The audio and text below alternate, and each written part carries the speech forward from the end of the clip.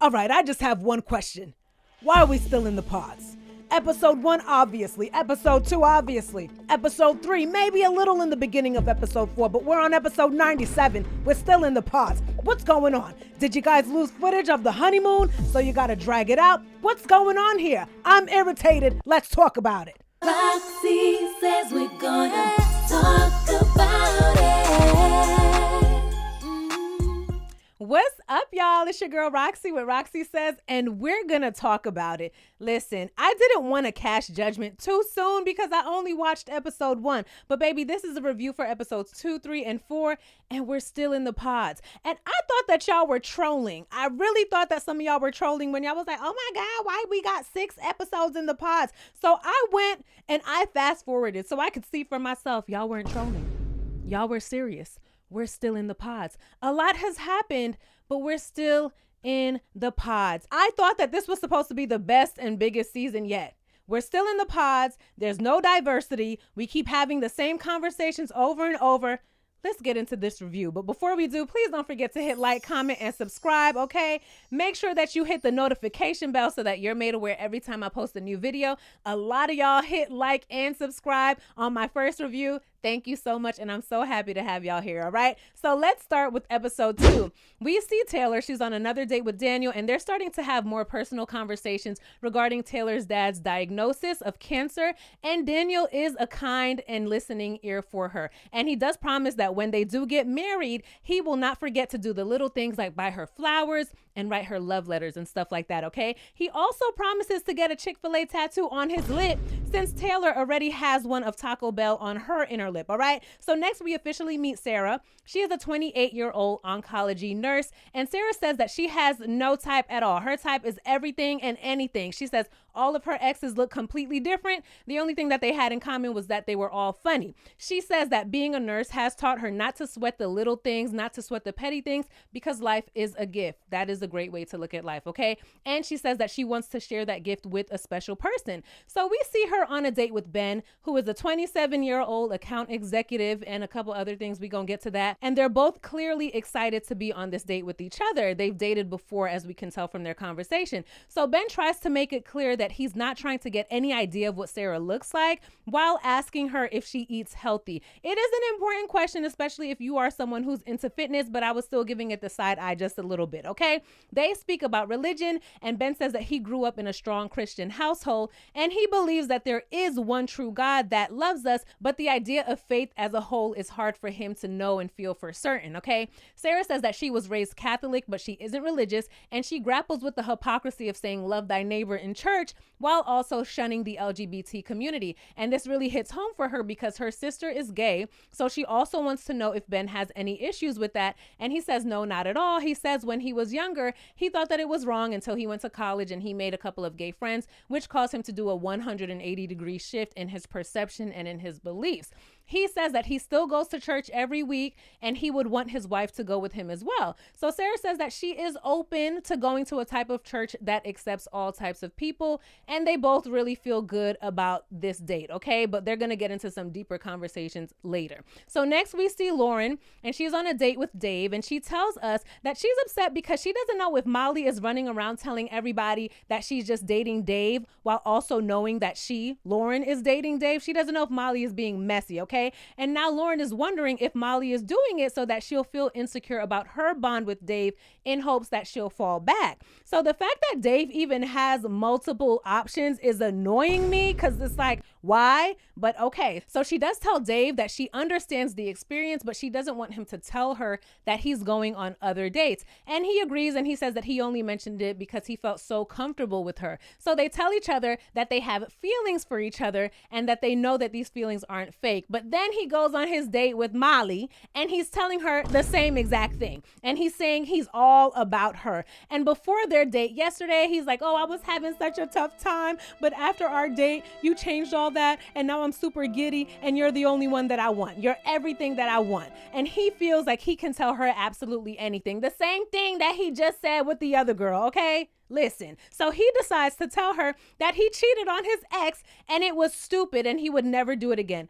Honestly, for him to summarize his cheating as stupid when the woman who he cheated on was probably pouring her eyes out, really upset, she probably still in therapy dealing with it. And for him to call it stupid really shows the lack of gravity that he put on that action and the pain that he caused that person, okay? So the way Dave is just pulling all of these red flags out of his booty and these ladies are still dating him and they're not walking out, child, I don't know. Okay, but Molly acknowledges that we all have a past and we've all made mistakes and she was a side chick before. So they bonded on that. Okay, Molly and Dave, applause for y'all. So we also see Joey and Monica. They're getting deeper and she opens up about her grandmother who's losing her memory, but she never forgets to kiss her husband, which is really cute when you think about it. Like my grandmother, she lived to be 99 years old and she did have Alzheimer's.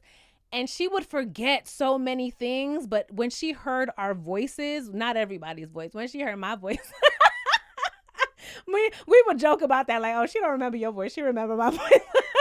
But when she heard some of our voices, she would remember and she'd be like, oh my God, you got so big. Oh my gosh, when I remember when you were this little kid. It was really cute. So I definitely smiled the entire time that Monica was telling Joey about her grandmother. And she says that that is the kind of love that she wants. She also tells Joey that she left her job to be able to spend more time at home and to help her grandmother. And Joey definitely relates to this because he's made huge sacrifices for his family as well. So they both say that this is the best date that they have ever been on in the pods and in real life, okay? And at this point, I really like these two together.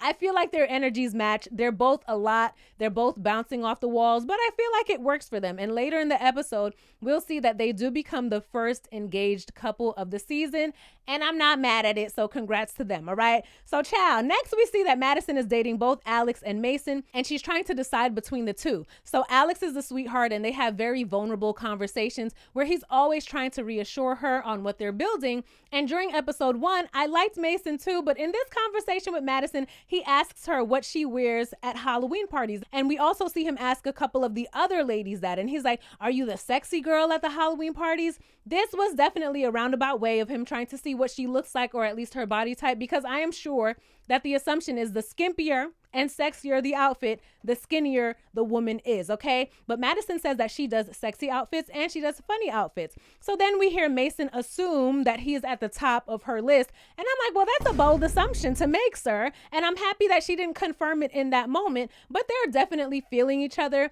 And I immediately felt bad for Alex because in my opinion, they have the deeper and sweeter conversations while her and Mason have the flirtier conversations. But Madison is going to have to choose wisely because Mason is really feeling Meg as well. So at this point, you got some competition, Madison. Okay. So we see that Devin is conflicted between Britt and Virginia. And on his date with Virginia, he says that his usual type is more sporty and athletic. And Virginia says that she's used to dating more creative type guys, but they always ended up being very self-centered and not that nice. And she doesn't want to date her usual type, but she does feel like David is the nicest guy that she's, did I say David? Devin is the nicest guy that she's ever dated before. So in his confessional, Devin tells us that Britt and Virginia, they're right here. They're on the same level. And if he had to pick today, he doesn't think that he could choose between the two. But as we see, Devin and Britt, they really connect on so much, like down to their dads both being named Willie, okay? They both love the same types of music. They both cook the same type of food. Their conversation just flows really well. And I feel like Devin is more relaxed when he's speaking to Brittany as opposed to Virginia. But at this point, I was waiting to hear that financial conversation before I decide how I feel about Devin being with either of these bosses, because both of these ladies are bosses. I need to know what you got going on financially. Okay, Devin? So next we see Alex and Madison. They discuss conflict resolution. And Madison says that instead of arguing and yelling, she gets logical because yelling is what her dad used to do and she never wants to make anyone ever feel like that. And Alex says that he's the same way, and he gives an example of how he was able to stay calm when he found out that his ex was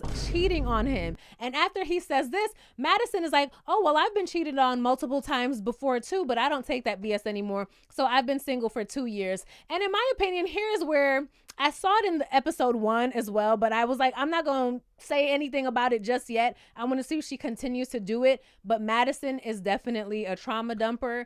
And it almost seems like she gets into the well, I had it worse than you. Like, if you say something, I feel like Madison is the type to be like, okay, well, this happened to me too. Yeah, not feeling that, especially trauma bonding. No, that's always a horrible way to start any relationship. All right. So when she says this, Alex is curious if she's worked through those trust issues. And she doesn't say that she's worked through them, but she does say, look, I'm going to trust you until you give me a reason not to. And I think that that is a lot easier said than done, especially without doing the work. But all right. So next we see them discuss their attachment styles, and Madison is an avoidant, which was very obvious to me. I was not surprised at all based on their conversations as well as her childhood. But when someone's energy changes towards her, she says that she automatically runs away. And Alex knows that he's more anxious. And because of that, in the past, he's felt like he wasn't good enough. So when he's in a relationship, he needs his partner to constantly show him, well, he didn't say constantly. He didn't say constantly, but he says that he needs his partner to show him that they care about him and that they won't abandon him. And he acknowledges that their difference in attachment styles can definitely lead to some issues. First of all, I love that they're even having this conversation. I love that they're both aware of what their attachment styles are, because it does bring understanding on why we do the things that we do. But I also love that Alex is able to realize why that might be a red flag for them in a relationship. So their different attachment styles, coupled with all of those traumatic childhood stories that Madison has been telling Alex, has him feeling that he's a bit afraid to be with an unhealed person. And in that conversation, we do see Madison try to talk about sex, but he doesn't even want to take the conversation there yet. And I feel like it's because he's like, look, we have more important things that we need to talk about. I need to see if I'm even feeling you like that or comfortable moving forward with you before we even take the conversation to sex. Okay. And I feel him on that as well. But I think that's the first in Love is Blind history. A man not wanting to talk about sex. What?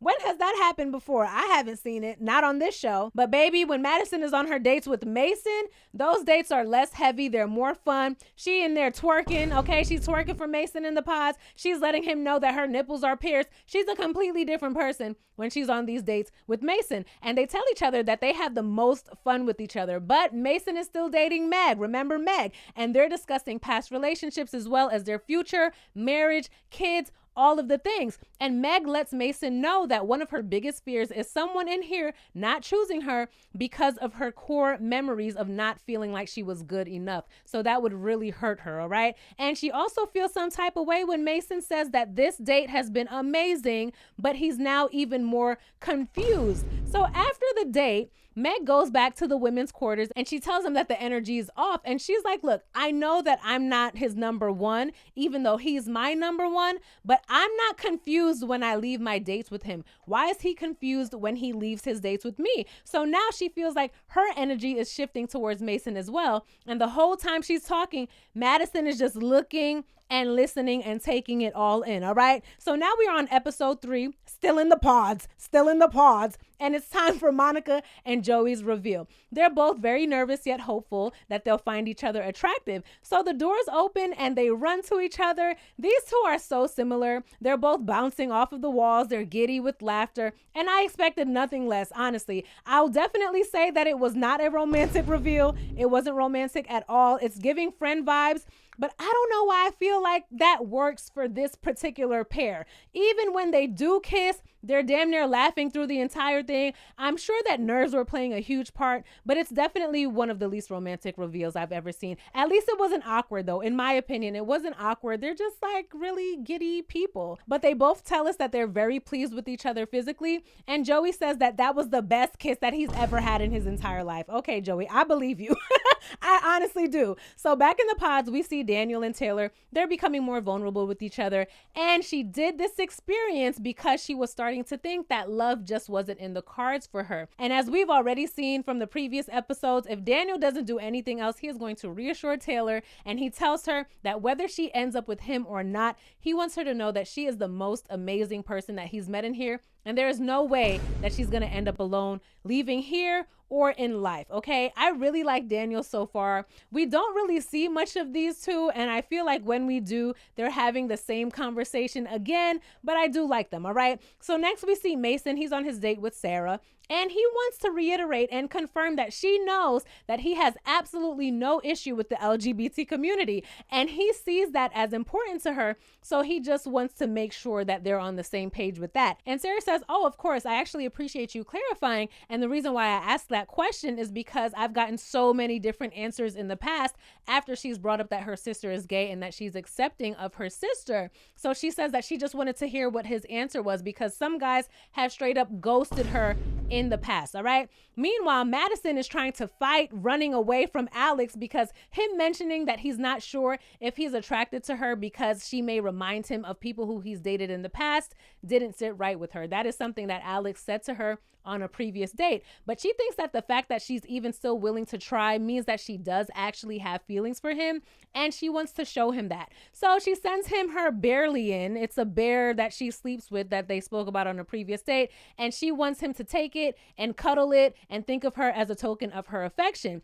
And she also tells him that his comment comparing her to his exes did hurt her, but Alex apologizes and he explains that that was not his intent. And when he goes back to the men's quarters, he's showing off the bear, and all the guys are like, oh, that's your wife. That's your wife right there. She gave you a bear.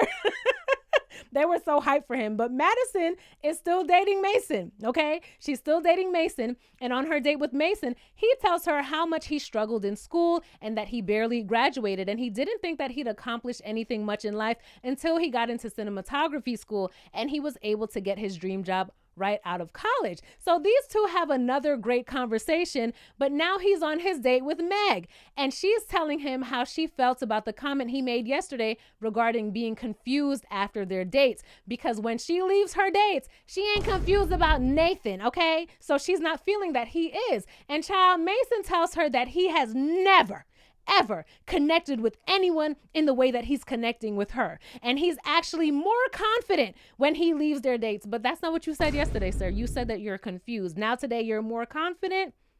Bullshit, okay? And of course, she's super excited to hear this because that's how she feels. But child, when Mason goes back to the men's quarters and he tells them that he had a good date, they're like, oh, okay, so was that your number one? He's like, no.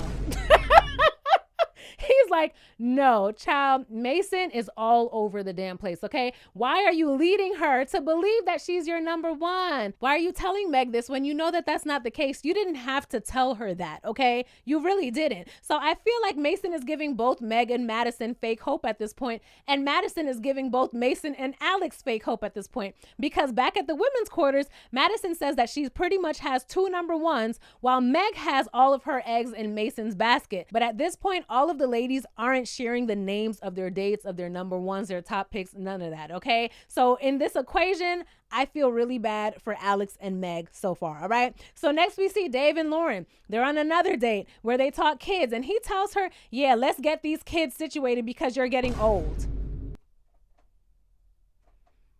So the first time you didn't understand that she didn't like that joke, she didn't say anything about it, which I think, Lauren, you should have spoke up, but you're going to do it again. Lauren, are you not picking up what this man is putting down? Okay. See, Dave got the right one with Lauren. He got the right one with her. She's very nice. She's very nice because all Dave has to do is insult her, say it's a joke, and then they continue on with the conversation. Stop letting this man neg you, girl. Okay. So during this date, Dave tells Lauren that he can see himself proposing to her, even though he hasn't been in love in a very long time and he doesn't even know what love feels like. But she makes him feel like he's becoming the person that he was always meant to be. In what, 2 days? 3 days? And he's like, oh, I don't act like this in the real world. But Dave, you said that you were an a-hole in the real world, and I find you to be an a-hole in the pods too. So I don't know. Are you saying that you're even worse in the real world? Lord have mercy. So Dave tells us that he's confused because he likes Lauren and he sees her as a sweet, innocent teacher, but Molly is the type who he'd usually go for based on the fact that she used to be a dancer. So on Dave's date with Molly, he tells her that the guys are starting to share names of their top picks, but Molly's like, well, I have nothing to worry about because I'm only dating you, which he's really shocked and flattered to hear because he didn't know this information before. So they discuss religion and politics, and they both seem very open in the sense that they're able to pick out points that they like from different religions as well as different political parties. They would both be fine if their children was LGBT, they say, and they both like the idea of a woman working or being a stay-at-home mom, whatever she chooses, all right? I will say that these two do seem to have like the same mindset and flexibility when it comes to those core issues, which is a plus for them as a couple, like together in their own little bubble, because it seems like they'll be able to push and pull on certain issues together. I still don't like Dave though, like at all. No. All right. So next we see the ladies. They're back at the quarters and they build a little fort and they want to chat about each other's number ones. And Molly is telling them that Dave confirmed that she's his number one. See, in that moment, I felt like Molly was trying to be messy because she knows that he's dating other women and the majority of the ladies are under that fort right now. So even if she doesn't know exactly who Dave was dating, she knows that there's a big chance that one of the women who he is dating can possibly hear her. Molly, because we're going to see at the end of episode 4, she's like, oh, I didn't know. But still, even if you didn't know, you're still like really vocal about it. And you know that there's a chance that one of those ladies who Dave is also dating can hear you. Okay. But she's saying that she knows she's about to be a fiance. And of course, Lauren already knows that Molly is talking to Dave and she's so upset. So she gets up and she walks away. And I understand why Lauren feels away, but this is also the name of the game. When people come on these shows and they get upset that the people who they like are also forming more than one connection, I'm always looking at them like, did you not watch the show before you came here? You should have known that that's a possibility. However, at this point, I'm like, Lauren, you better make sure that your anger and irritation is given to Dave, because at the end of the day, he's the one who's leading both of you on, okay? And we're going to see them discuss that later. So now we're here with Devin and Virginia, and I was surprised because the way that I thought that I would never see these people again, I was like, oh, y'all still here? All right. So anyway, Virginia tells Devin that in 5 years, she sees herself pregnant with another baby on her hip, watching Devin while he coaches his varsity team. Virginia and Devin are definitely growing closer, but he wants them to have deeper conversations so that he can feel more comfortable proposing to her, because he feels like there's something that she isn't telling him. So that date doesn't end on the best note, but on his date with Britt, the energy is high and he finds Britt to be extremely easy to talk to. And then he tells her that some of the other guys have actually been coming back to him in the men's quarters and they've been saying, yo, I got the perfect girl for you. I just went on a date with her. She's not for me, but she would be great for you. So all of the guys are also telling Devin that Britt is his girl. All right. So now we have another conversation between Alex and Madison where she's telling him that she sometimes disassociates from her own body. And it started happening when she was 17 and it happens when she's stressed out, but it's nothing for Alan to be concerned about. Madison, yes, it is. A lot of the things that am I calling him Alan? Y'all, I'm also reviewing Married at First Sight and there's a guy on there. His name is Alan. Sorry, if I say Alan, I'm talking about Alex. I'm talking about Alex, all right? But Madison tells Alex so many things that are concerning. And she's like, oh, don't worry about it. It's not an issue. It's never been an issue in my past relationships. She really tries to downplay it. And you can see that every time Madison tells Alex something, he puts serious thought into it. And he tries to visualize how it would affect them in a relationship on a day-to-day, which I think shows that he does have good intentions coming here. And he's looking for a life partner because he's not just shrugging things off like, okay, whatever. No, he's really trying to see how it can affect them in a marriage. And he tells her that he wants to help her with any issues that may arise, but he doesn't want to bite off more than he can chew. And I can definitely understand that. So next we see Meg and Mason. They're talking sex, which she says she hasn't had since 2022. And they talk about role play. And before they leave the date, Meg is all excited and she tells Mason that she misses him. And he's like, okay, bye, ciao. She sits in the pod for a little bit after he leaves and she's just like, why doesn't he say it back? I say miss you all the time and he never says it back. And the fact that she's not his number one is becoming more clear to her, but she's still putting all of her eggs in his basket. So she goes back to the pods, gushing over him. And I'm like, girl, why would you do that when you're already getting the vibe that he's not feeling you as much as you're feeling him? Why go back to the pods like, oh my God, girl, oh my God, we had such a good date? Why are you doing that? So Madison hears Meg talking about their date and she's not feeling it. So when she goes on her next date with Mason, she tells him that, look, I heard what Meg said. It doesn't make me upset. It just makes me get quieter around the other women. But they both know that they're dating other people, okay? Both Mason and Madison know that they're dating other people. But you can really see Madison's avoidant personality coming out here because she's telling Mason that, look, I don't really care because I'm talking to other people as well. I'm only teasing you. It's not a big deal to me. And she says that she knows what she signed up for. But if you didn't care, I don't think that you would have mentioned it, Madison, okay? But Mason is telling her that no one here makes him feel the way that she does. Both Madison and Mason are gonna have to figure out what they want to do because Meg and Alex are waiting in the wings, all right? And then we hear Madison tell Mason that he is Meg's only option and she isn't dating anyone else, so she almost feels like she has to take Meg's feelings into consideration. And Mason didn't know this. Madison, that was not your news to tell, ma'am. That was not your news to tell. What if Meg didn't want him to know that?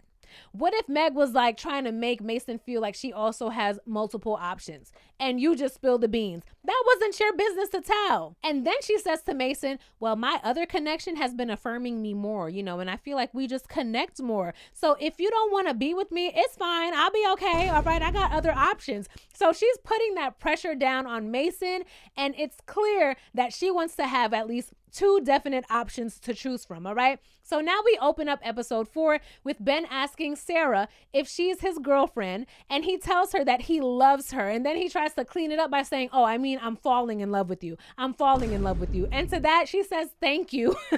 She says, thank you, and I'm not mad at it. Look, as long as she isn't saying it back when the feeling isn't true, I have no problem with her saying thank you, all right? So Sarah wants to speak politics, and she says that she never really paid attention to it until Trump took office and until George Floyd was unalived. And Ben says that he's kind of ignorant towards that stuff. And I said, what a privilege. What a privilege to not have to care or just to decide to be ignorant about certain issues. And he also says that he didn't vote in the last election. And Sarah isn't feeling it at all. And she asks him his opinions on BLM. And his answer is, oh, I don't know. I keep out of it. So Ben, is it that you know nothing about anything, or is it that you do have an opinion on certain things, but you just don't want to state what your opinions are? I'm not sure. But Sarah continues and she says, well, the George Floyd situation, it happened here. It hit home and it was in Minneapolis. And she feels like it was wrong. And it's important for her to speak up about certain issues. And as she was talking, baby, Ben is biting his nails. He's looking very uncomfortable. And I find it funny because he was so stern in wanting to make sure that Sarah knew that he had no issues with LGBT. But when it comes to matters of race and politics, especially in the political climate that we're in right now, he has no opinion. He's ignorant towards it, and he's nervous during the conversation. This is very telling. And I love that Sarah is letting him know that she doesn't like his answers. And I don't like him either, sis. I don't like him either. And she makes it clear to him that she needs to be with someone who is on the same page as she is about basic human rights and equality. And Ben tells Sarah that he knows his feelings are more aligned with what she's saying, but he just doesn't know how to articulate it. But you know how to articulate other things, okay? You're choosing not to articulate your opinions on this. And that's not good enough for Sarah. So she goes back to the women's quarters and she tells the ladies about it. And Ben goes back to the men's quarters and he tells them, yay, I have a girlfriend. I have a girlfriend. I'm like, sir, what else? What else? But he does say that he would rather show Sarah how he feels instead of telling her how he feels. But y'all are behind a wall, sir. So telling her is your only option at this point. You can't wait to show her. She needs to know your thoughts and opinions on these matters now, all right? So next we see Mason telling Madison that he's committed to her, and he says that he didn't feel pressure to say it at all. That's what he truly feels. But I think that he definitely felt the pressure in their last conversation, so she appreciates it, but she doesn't say it back. She doesn't tell him that she's committed to him because she doesn't know how she feels yet, and she doesn't want to give him a false confirmation, all right? But we do find out that they both love cream pie. pies, all right? So there's that. And she tells him that he's the only person who she's talked about sex with. Because remember, when she's with Alex, she's in her sweet girl mode. She got her glasses on. She's in her woe is me trauma dumping mode. But baby, when she's with Mason, she's in cream pie mode, okay? It's straight cream pie mode. So right after that, he goes on a date with Meg, and instead of dumping her, based on what he just told Madison, he just said he's committed to Madison. So I'm like, oh, he's about to go in there and dump her. No, he still makes her feel like there's a chance for them to be together. But Meg tells him that if he ever feels like he has a stronger connection with someone else, please tell me, instead of just ghosting me or not saying anything about it or lying about it. And Mason's like, oh yeah, of course I will. That's exactly what I'm gonna do. So Meg goes back to the women's quarters and she's gushing about her date again. And Madison hears it and she's not feeling it, but it doesn't make her dislike Meg. It makes her dislike Mason because he's telling her one thing, but he's clearly telling Meg something similar. And I do like that Madison was able to actually see that and not be upset with Meg, because it's Mason who's telling y'all the same thing, all right? So when Madison goes on her next date with Alex, she tells him that she's had time to think about her options, and he makes her feel a way that her second option doesn't. So she wants to be with Alex, and of course, he's extremely happy to hear this. So she tells him that she's going to break up with Mason, who Alex is actually surprised to hear was her other connection because he didn't know. So they each go back to the quarters and they tell everyone. And now Meg feels away because if Mason proposes now, Meg won't know for sure if he's only proposing to her because Madison dumped him. Yeah, girl, that's exactly what it is, because honestly, you were second choice. He told Madison that he was committed. So I understand why you feel like that. And we then see Alex have a very awkward conversation with Mason because Mason is congratulating him, not knowing that Madison is his new girlfriend and Madison is about to break up with him.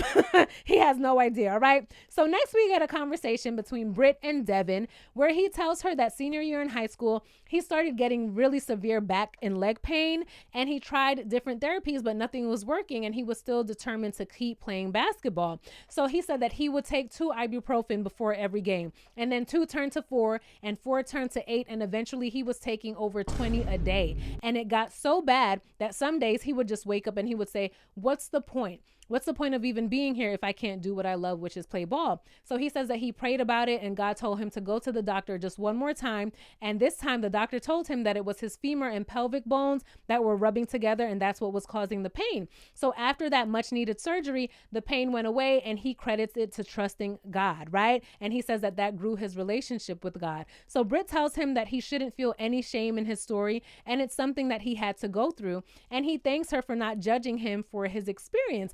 And although he says that it was an ibuprofen addiction, if I was Britt, I would definitely be asking more questions in case it was actually an opioid addiction, just because I've never heard of an ibuprofen addiction. I don't know everything, but I would definitely be asking more questions, honestly, if I was Britt. So then, since Devin was open with Britt, she felt comfortable enough to be open with him about her sexuality and her experiences with women in the past. And she says that although she can be with a woman intimately, she can't see herself marrying a woman. And I'm not here to tell anyone what the vision of their life should be, but I would definitely want Britt to dig deep with that and try to confirm if that's what she truly feels or if it's rooted in shame, and if she only feels that way and has that particular vision of what a marriage looks like because it's what she was taught. Because I think it would be a true shame if she was to marry a man when deep down she wants to be with a woman, right? It would be a shame for her and for that man, okay? So when Devin asks Brittany if she still has interest in women, Brittany just says that she loves people. It depends on the person who she's with. So in a roundabout way, she's saying that she is still attracted to women, but when she's in a relationship, she's monogamous. But it seems like Devin is having a hard time understanding that a bisexual or a whatever sexual person can be monogamous if that's the agreement that they make with their partner. Because he's saying, well, I feel more comfortable knowing that if you're with me, you're only going to be with me. Yeah, that's what she's saying. She's monogamous. That's what monogamous means, all right? The same way that a heterosexual person can see people of the opposite sex and be attracted to those people and still not act on that attraction because they're in a committed monogamous relationship is the same way that a bisexual person can be attracted to people of the same sex, of the opposite sex, and not act on it if they have decided with their partner that they are in a committed monogamous relationship. Okay, all right. But Devin says that he appreciates her honesty and he still thinks that she's an amazing person, but it's something that he's going to have to think about. And you can see that the vibe has definitely changed during this conversation. And Britt tells him that it would have been comforting of him to say that he just doesn't care, but at the same time, she respects his perspective. And I can understand that too, because let's say Devin told Britt his story and it wasn't ibuprofen, it was actually an opioid addiction or some other type of substance, right? And she's like, you know what? I don't feel comfortable entering into a relationship with someone who might possibly relapse. I don't know the turmoil that it can bring, not only to your life, but to mine. So that's just not going to work for me. Devin would have to respect that, right? He would. And I honestly feel like if you tell someone anything about yourself, and they become apprehensive about wanting to be with you because of that, whether it's your sexuality, whether it's your childhood, your past, whether it's a mental illness, whatever it is, if you tell someone something that's a part of you and they're not fully accepting of it, that is just not your person. And that is okay. I don't think that you should try to argue with them or convince them why you're still a good person or why you're still worthy of being with them. They're just not your person. So that conversation definitely doesn't end well between these two. And next we see him on a date with Virginia. And he's still trying to get her to dig deep and open up. But she does say that it's hard for her to be vulnerable with him because of bad relationships that she's had in the past. But she's giving him the reassurance that she's still in this experience because she truly does see a future with him. So we see Devin tell Virginia the same story about his pill addiction, and they get emotional together. And she tells him that marriage is all about being with someone who you can get through those tough situations with. And she reassures him that she can be that safe space for him. All right. So next we see Dave asking Molly what type of ring she'd like. And he tells her that although he still is talking to someone else, Molly is his number one. Right. And he says that he's always wondered if his dad was saving his mom's wedding band to give to him for his own wife. And he also tells her, oh, I just love that even though, you know, I'm talking to other women, you haven't pressured me about it, which makes him like her even more. So when Molly comes back from her date with Dave, she's super excited. So of course, Lauren has to separate herself because she just can't stand the sight of Molly being happy after coming from her date with Dave. And she still doesn't know if Molly knows that she's dating Dave as well, because she feels like if Molly does know and she keeps coming in gushing about her date with Dave, then she's being manipulative and she's not feeling that. So Lauren is really upset because at this point she feels like it's possible that Dave is telling them the same thing. Yeah, that's what he's doing, sis. That's what he's doing. So she doesn't know if Dave is manipulating the both of them or if Molly is delusional or if she is delusional. So meanwhile, Molly is telling Virginia that she feels really bad because she now realizes that Dave's other connection was Lauren and she's been so vocal about her dates with Dave. But like I said before, Molly knew that Dave was dating other people and she was still so vocal about her dates with Dave. Okay, so I don't know. Tell me what you think about that. Do you think that Molly knew and was being messy, or that she really had no idea and it was 1000% innocent? All right. So when we see Lauren go on her date with Dave, she checks him about it and what he's been saying to Molly and telling her that she's his number one. And she's like, first of all, did you tell Molly that she's your number one? And if that's how you feel, then I don't need to be here. And I love that Lauren checked him like that. And this man says, oh, I didn't want to get involved in this girl drama. No, this isn't girl drama. You're leading on two women. You're the cause of this. You're the cause of the drama. And I love that Lauren gave him some pushback finally, and she tells him that he needs to decide what he's going to do. And baby, that's the end of episode 4. So let me know your thoughts. I do think that things did pick up a little bit in episode 4, and I'm praying that they pick up a lot in episodes 5 and 6, but based on what I've been seeing, I don't think that's going to happen. We might have to wait for the honeymoons to get some real drama, okay? But let me know all of your thoughts below. I will be combining episodes 5 and 6 because baby, we're still in the pause. I don't know why. I don't, all right? Don't forget to hit like and subscribe. Hit the notification bell so that you're made aware when I post my next video. And I can't wait to see y'all there. Bye. Roxiie says we're gonna talk about